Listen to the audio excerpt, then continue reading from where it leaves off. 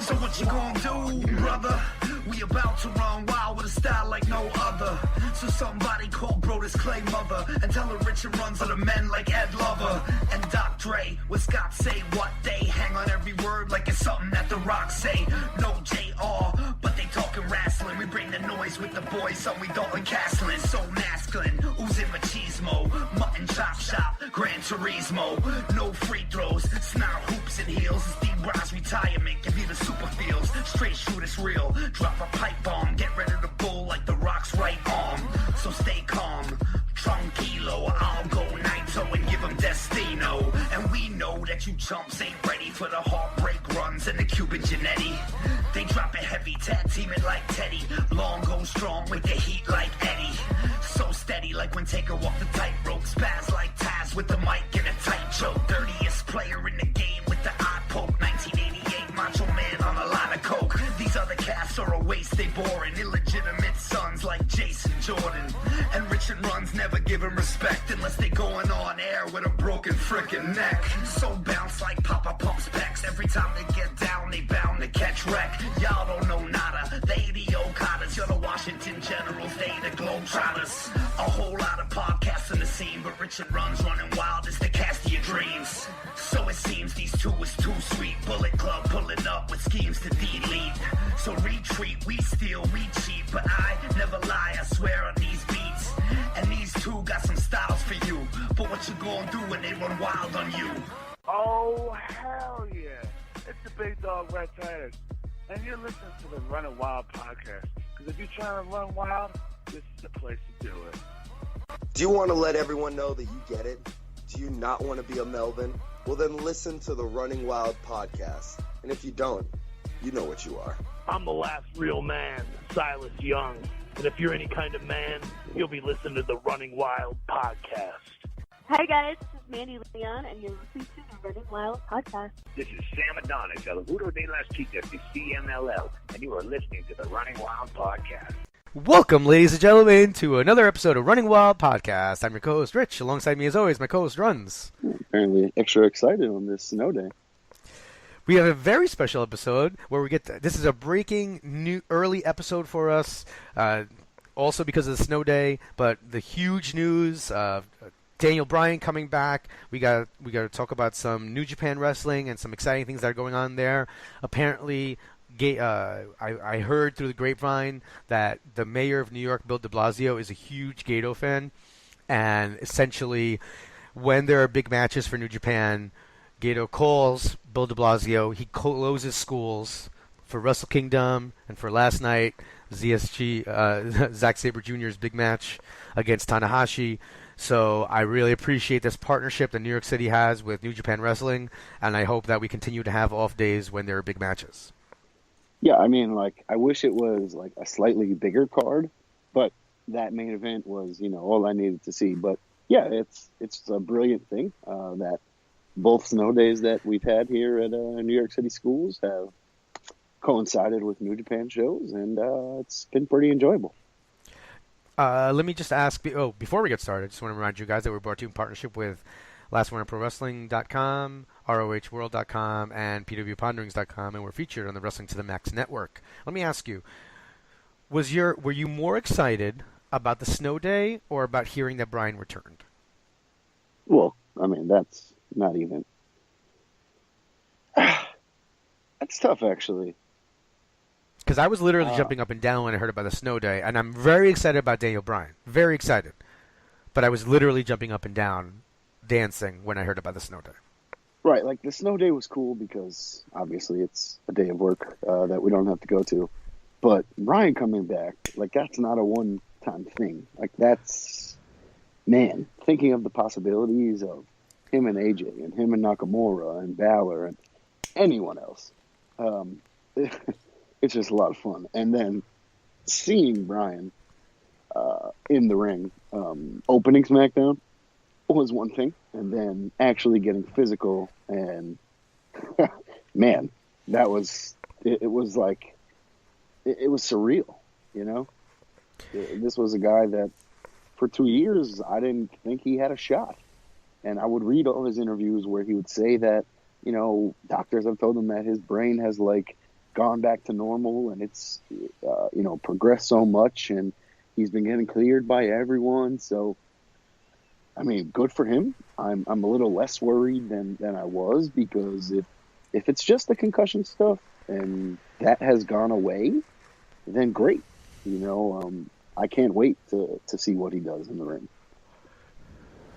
I mean, I'm very excited. There's a part of me that is trying to temper my excitement in that I'm not even creating matches yet. I don't even think of potential matchups. I don't know what he's going to be like. It's Daniel Bryan, so he's crazy. And I think of myself, like, if I get hurt, but then I want to do something like I'm going to go 1,000%, even if I could get hurt again. I think that's going to be him, but maybe he's got a toned down style. Maybe it's not the same thing that we remember.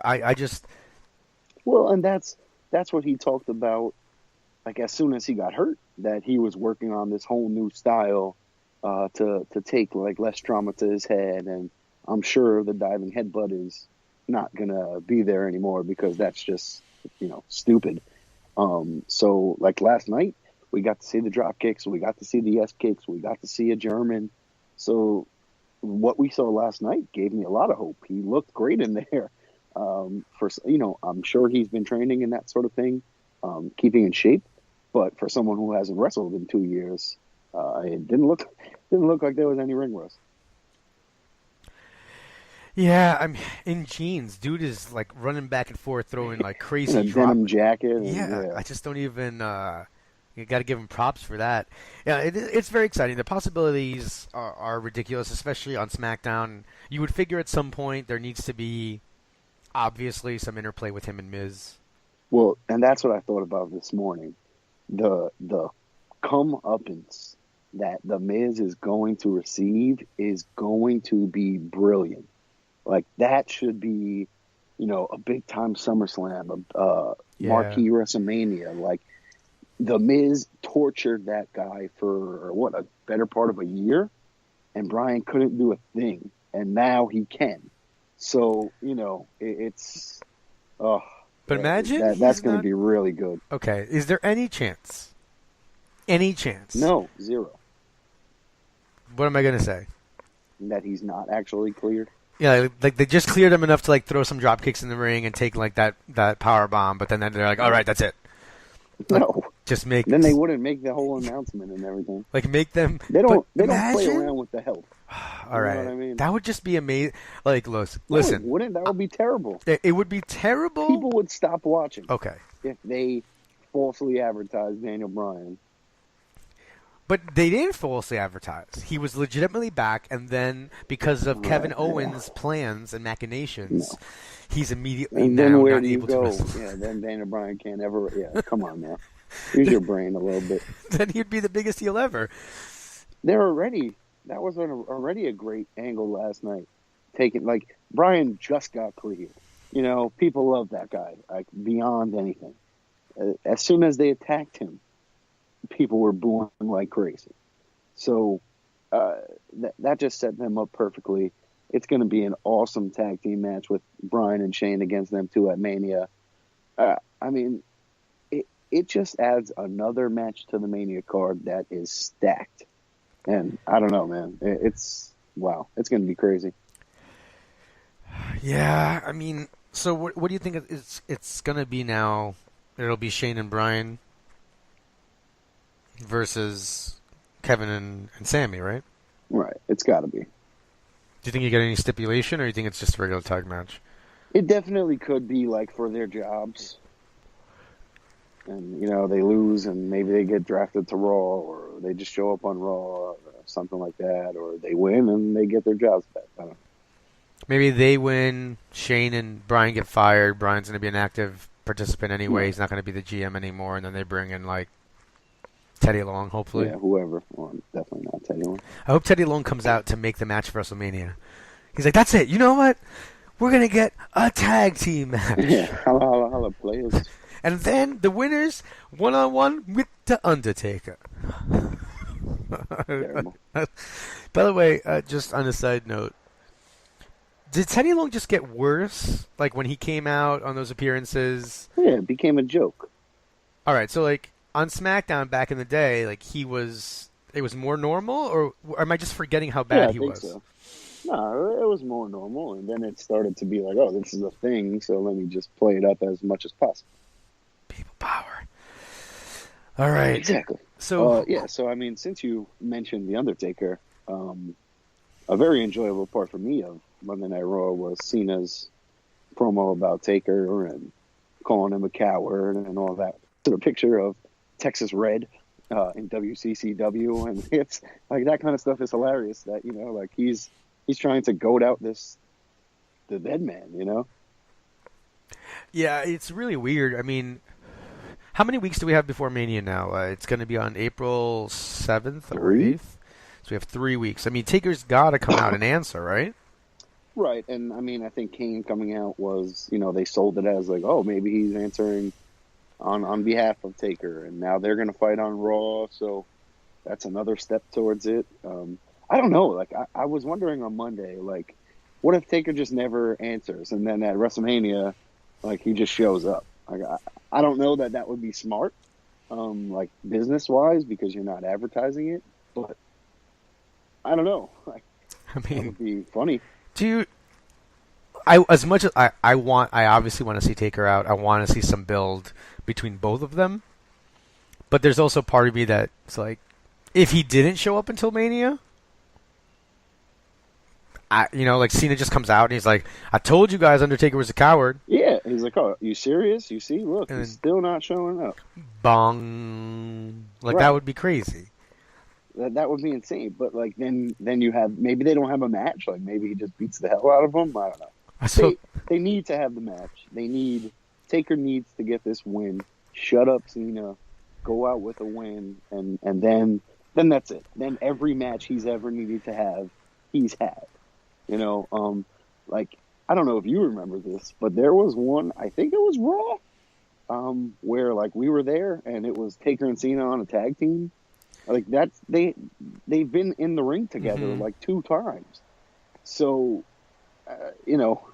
that's something special that needs to happen. All right, this might be crazy, and I've seen people talk about this on Twitter. So I forgot who said it, so I'm not trying to steal an idea. I just don't remember who said it. What if? Is there any chance that Undertaker, Kid Rock is being inducted to the Hall of Fame? Is there any chance American Badass that we get to see one more time my favorite iteration, cool. The American Badass? Like he put the Undertaker to rest. He left the boots there, so now he comes back in with like his cowboy boots, and he's the American Badass. Because he left his stuff in the ring. Imagine that would make a lot of sense, and like they wouldn't need to put Kid Rock in the Hall of Fame this year. You know what I mean? It would make sense if they put him in so that he could come out and sing American Badass. I'm scared because obviously Kid Rock has some interesting views that my wife disagrees with, and I don't think I'll pop for anything louder than seeing Undertaker come out to American Badass. Also, somebody tweeted, I think it's Dylan Hales, who's on the PW Ponderings newscast alongside me. He tweeted that there's a possibility for Bryan to be in New Orleans winning a match in front of Connor's family. Like, he won the title, then had to, like, leave, right? Connor passed away, but was there when Daniel won the title, and now Daniel returns to the same arena, and Connor's family could be front row. Yep.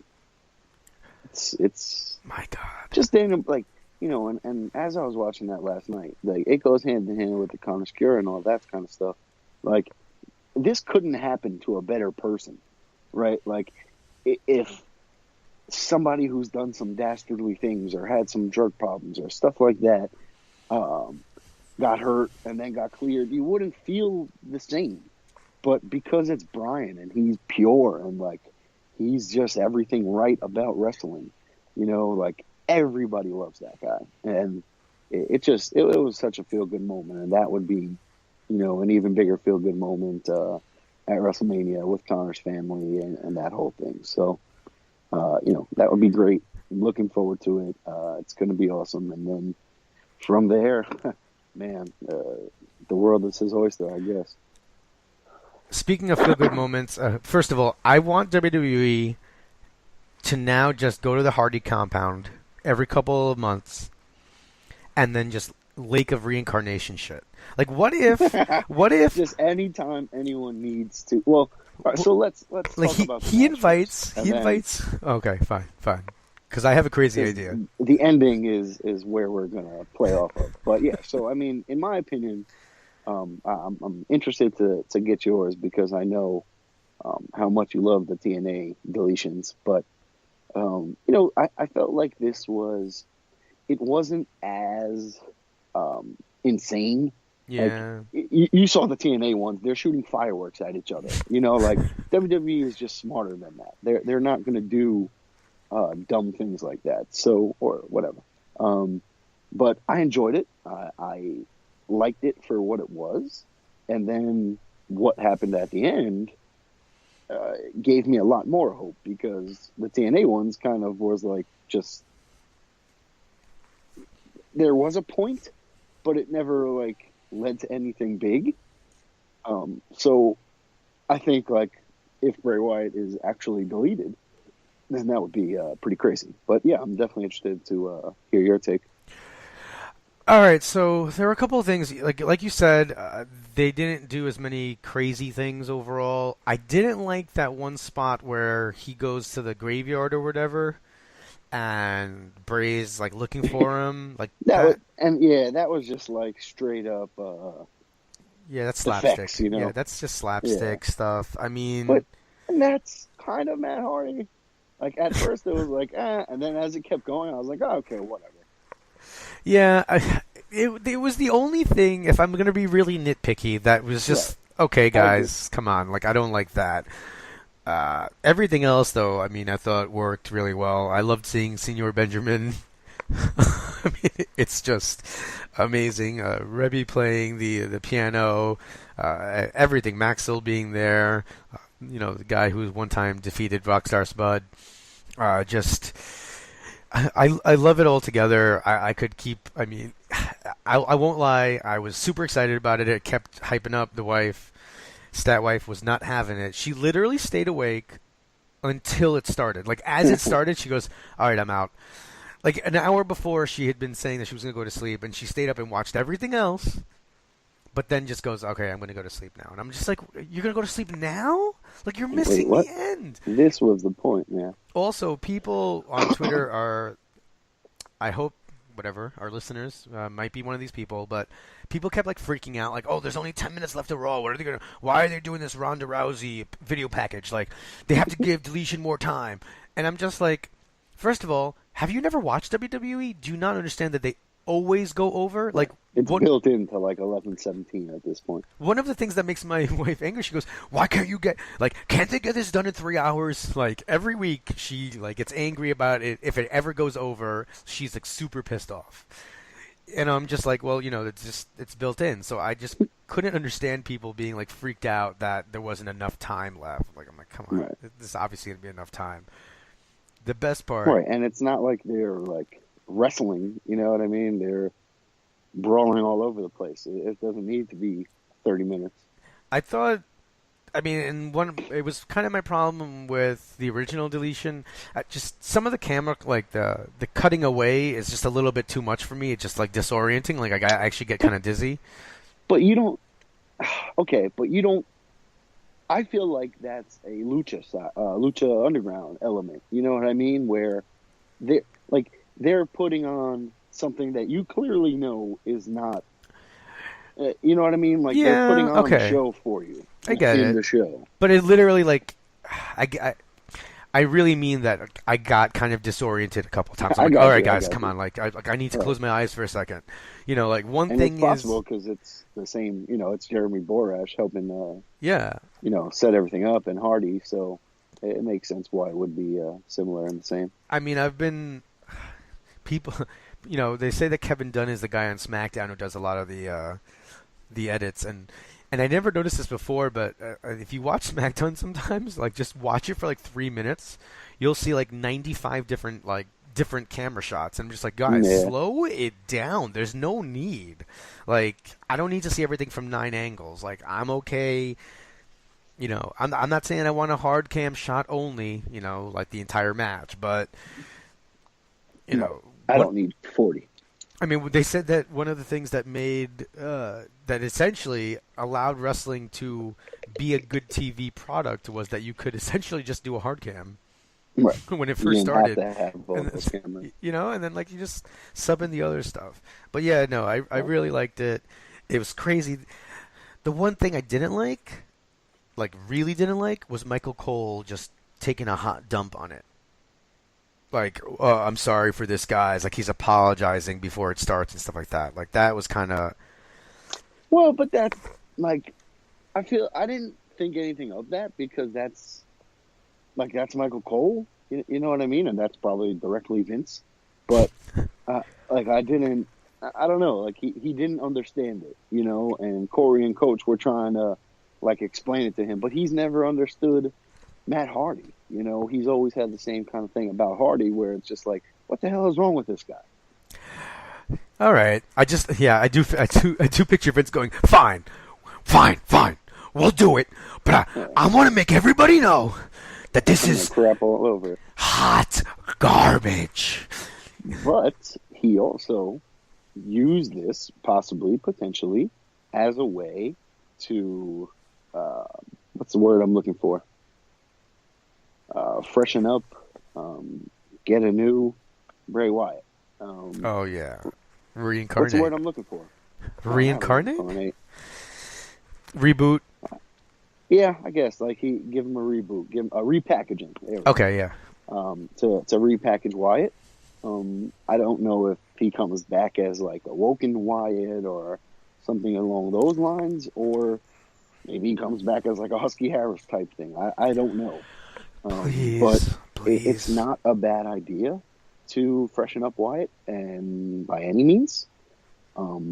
Hopefully that now this is definitely where I want to hear your thoughts, because you're someone who has been sour on Wyatt for a while. So how could they bring you back to him?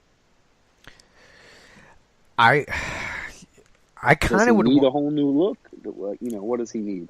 I kind of like the idea of him going to Husky Harris. I don't know why. I really kind of do. You know, what was it? He was a Ferrari engine or a Corvette engine in a pickup truck or something. The tank with the Ferrari engine. Yeah, I mean, I kind of buy that a little bit more at this point than what he was doing. Just like I said, like, he lost his luster because a lot of it just ended up being, look, The Undertaker would, like, talk nonsense or stuff like that, but he would back it up. Warrior kind of spoke nonsense, but, like, it kind of made sense and he would win. Wyatt just spoke nonsense and then always would stall out. Maybe he needs a new engine in that tank. So I want to see him come back as something completely different than Bray Wyatt.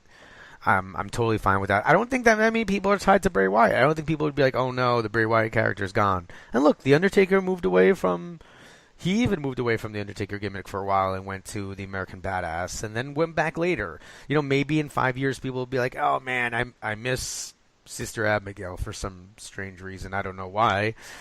But, you know, bring him back as something different. Right, and I always think that, yeah, maybe he goes away from it now, and just like you said, maybe in a few years, Sister Abigail shows up and she brings him back, you know, or he starts having visions of her, and it's like, oh, he's losing his wokenness or whatever. The effect has worn off. You know, you can sell it any way you want. So, yeah, I just think with them throwing him in the lake of reincarnation, right? So, reincarnation, and then Matt Hardy saying, oh, excellent, he's been deleted, and him just not being there, it gives me hope that something big will come from this for Wyatt. There were a couple things that I thought were fun. Well, okay, so first, do you have to be completely submerged in the lake of reincarnation to be affected? Because he just sent Senor Benjamin. It's like being baptized. Okay, all right. So, like, Senor Benjamin can go up to his knees and be fine. Yeah. Okay, because I was a little worried that Senor Benjamin was going to, like, be reincarnated or something like that. No, it's like when your head and everything is underneath. And then that's- Chavo just walks out. Kerwin White. So, and the other thing was like, okay, so either we believe that Bray got away, or that he's dead. Like, why can't he find him? Like, it's just He's deleted. that was the part that it was just like, wait a minute, are we not concerned that a man fell into a lake and now he's completely missing? No, but that's the point of the Lake of Reincarnation. Don't you remember from the TNA ones? But When didn't Jeff would come out as like Willow. yeah, And, but he would come out right you know, away. This came out as yeah, exactly.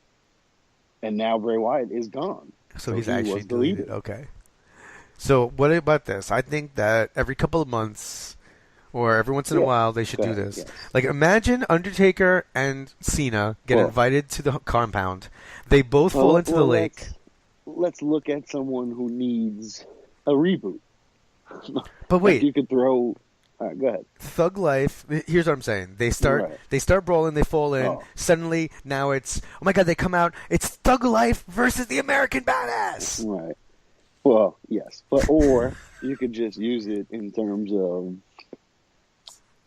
I don't know, like when Curtis Axel and Bo Dallas are done with the Miztourage, you can throw them in there and they can just come back as anything. Oh my god, everyone can go in there. You know, like whenever you need, Dolph, I call Dolph, you need a new look. All right, here you go, throwing in the fake reincarnation. You know, like they could just use it for anything. Oh my god, Somebody could just go there looking for it. R-Truth comes out as K-Quick. I just hope in like 20 years, what's that guy's name?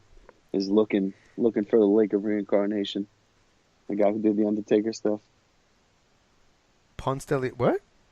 The guy who did the Undertaker stuff at SummerSlam, the white hair. Oh, hold on. Man, I am dying. Mordecai? No. What? The guy who did the Undertaker, he was looking for the Undertaker. Oh, Leslie Nielsen. Yeah, there you go. I was Okay. going to say Liam Nielsen. I knew that was wrong. Okay. Leslie Nielsen, yes. I hope in 20 years he's looking for the Lake of Reincarnation and trying to find the Hardy compound. Man, the Hardy compound is crazy, by the way. It's just, I that's mean, insane. they have a Lake of Reincarnation. That's, you know, last week we were talking about the fact that I was kind of having a little bit of difficulty enjoying the product a little bit. And watching Raw live this week definitely hyped me up. I was definitely into it. And then watching Smackdown live definitely got me more into it. And 205 Live. I really enjoy. I'm not sure if this week was just that much stronger or that I watched it live that made it more enjoyable. But I thought I was really happy with WWE programming this week. By and Yeah, large. watching it live definitely helps, but they were good shows. They did a good job, and I mean, it's WrestleMania, so, and I don't know, like for the first time in a while, everything that they're building to at WrestleMania, like I'm very excited for. So I don't really know. Like I can't wait to see the finishing touches that they put on some things, and I have no idea who the hell Braun's tag team partner could and should be. The stuff we talked about with Elias still would just make sense, but you know, the lack of Elias on Raw and that kind of thing just kind of makes me feel like he'll be in the Andre Battle Royal. So I don't know who Braun would get. Like I thought of like Lars Sullivan just because that's like another monster, and I don't know who else they have that fits that. But yeah, I don't know. It's me, Alexa Bliss. That would be fantastic, but she's going to get decimated by Nia. True. So, I actually still think it's Elias. I think that they kept him off of Raw so that we're not thinking about. I mean, they just had crazy right, but and what we talked about makes sense. Like with Elias wanting to be the partner just to get a match and that kind of thing. But I don't know. Then where do you go? I mean, fair. I don't know where you go from there, but I just think that it was weird that they had that interaction and then nothing would be coming from it. Yeah, I mean, it could have just been a storyline, you know, just a once over, let's hold over placeholder for these guys until we get somewhere else. But I don't know. We'll see. Time alone will tell. Yeah, I mean, I think... Is there any question that Braun wins the titles? I don't think so. But, I mean, if his partner is Elias or someone else, then that can, like, cost him the belts. Then maybe there is. But it would make sense to give Braun a WrestleMania moment and give him a title. Yeah. I really would enjoy it. I really love Elias in a way that I didn't think I would ever... I was so annoyed when he was just the drifter. Oh yeah, that wasn't good, but everything since then has been really good. Yeah, I mean, I think they're building some new guys that should be popular for a while. I think Elias is definitely one of those guys who can really just, he can really get a crowd to boo him, even though they generally like him because he says jerk stuff all the time and things like that. So he's great, and Braun is just irresistible, man. Look, everybody is down with this guy, and I think that it's well deserved. So I'm excited to see how this plays out. This Mania, well deserved since I was the first. Yeah, no, I mean clearly. I think I was driving that bandwagon. Pretty sure. You were. I didn't really believe. I didn't see it. I thought. I didn't know. I thought it was all about somebody who, as long as you have two hands, you had a fighting chance. I thought he was gonna. I was wondering if he would be Braun's tag team partner. Just like, just give me. I picked the most useless person ever, James Ellsworth. The only reason I don't think it's going to happen, which that would be amazing. Because he's fighting Matt Riddle at Joey Janela's. Yeah, what is the deal with that? That is this just the ultimate squash match? Like, does it just end? Like, Riddle's video was the best. I mean, have you looked at the card? That's pretty much what it is. It's like him in a weird old guy against somebody from today. But I mean, Riddle faced Dan Severn last. Like quite a drop off. Did you see the promo video? No, I didn't watch. Because he literally goes, he's like, bro, is this like for real? He goes, I wrestled Dan Severn last year, and now I'm gonna wrestle James Ellsworth. Like, he's openly like dropping a deuce on Ellsworth, being like, no He's challenge. He's just gonna laugh at him and that kind of stuff. Yeah, that'll be fun. But there's a part of me, imagine.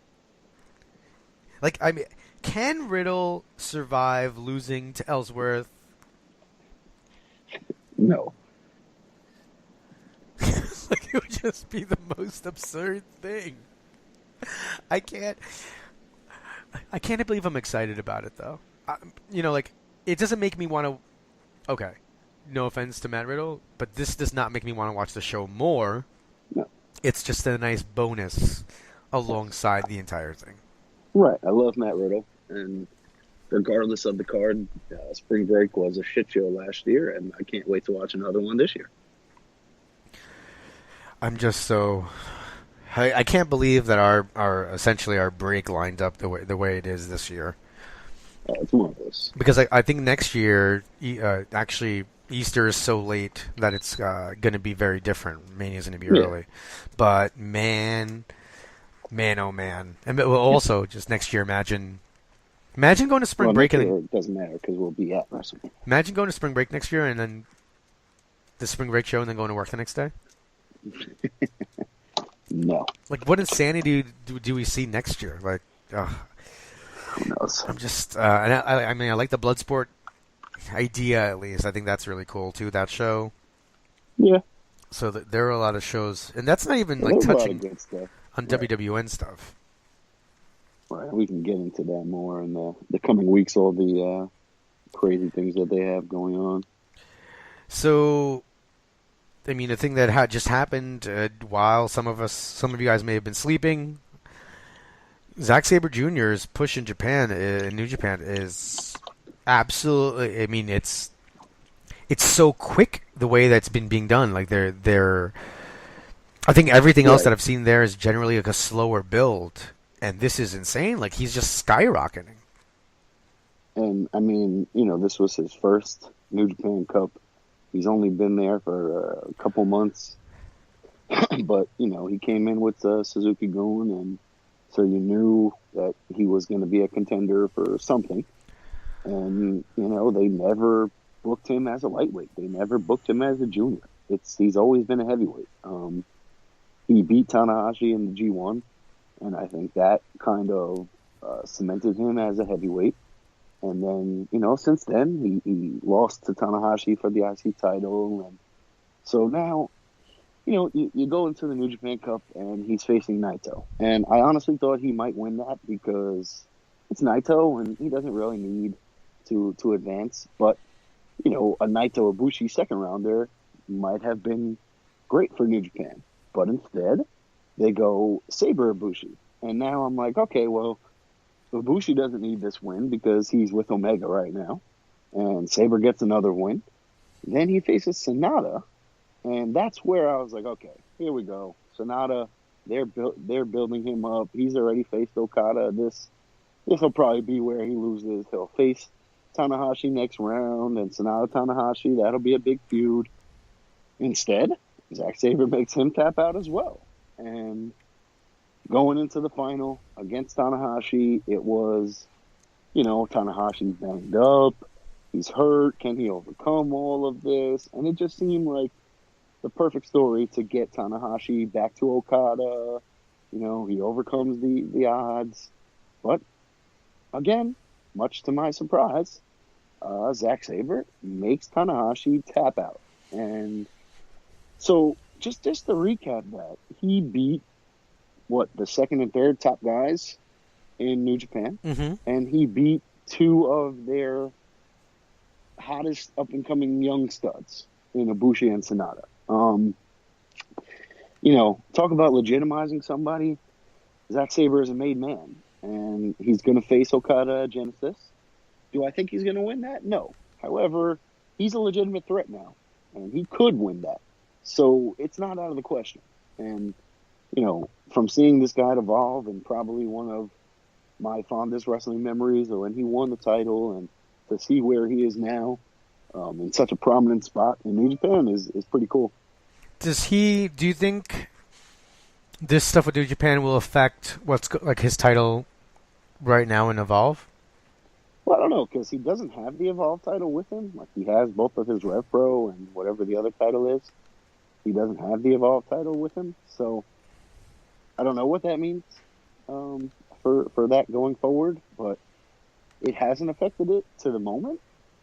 But I can imagine, if there's a New Japan show in around the same time as an Evolve show, that he would be going to New Japan. Yeah, I mean, you would have to think that, right? I mean, but I don't know what his where his loyalties lie ultimately. I mean, he's been with Evolve longer. Right, he loves Evolve, and I mean, it's in his backyard, so it makes sense. But New Japan is New Japan, so I don't think you can really turn down a top spot when they're kind of offering you one. So I mean, this run has been awesome. I've been into all four of his matches. They've been amazing. Tonight against Tanahashi was, it was really, really good. The announcer sold it like it was so important, and that makes it so much better. And it was really fun to watch. What are you looking forward to this weekend out of the New Japan show? The Long Beach show? I forgot that this was this weekend.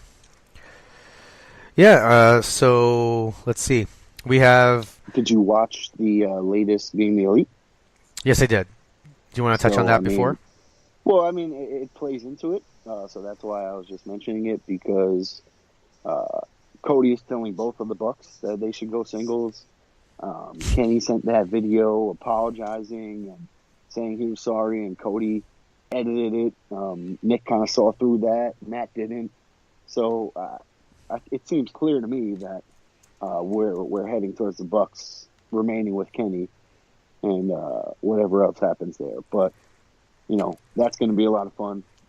So the Bucks against Ibushi and Omega, I mean, that's going to be crazy. Did you see? All right, so you saw it.